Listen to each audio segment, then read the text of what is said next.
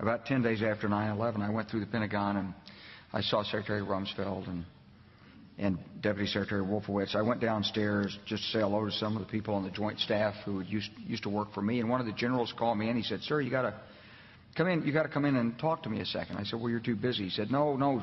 He says, "We've made the decision. We're going to war with Iraq." This was on or about the 20th of September.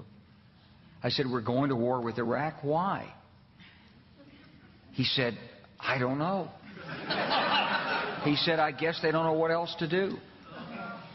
So I said, "Well, did they find some information connecting Saddam to al-Qaeda?" He said, No. He says, "There's nothing new that way. They just made the decision to go to war with Iraq." He said, "I guess it's like we don't know what to do about terrorists, but we've got a good military and we can take down governments." And he said, "I guess if the only tool you have is a hammer, every problem has to look like a nail." So I came back to see him a few weeks later, and by that time we were bombing in Afghanistan. I said, "Are we still going to war with Iraq?" And he said, "Oh, it's worse than that."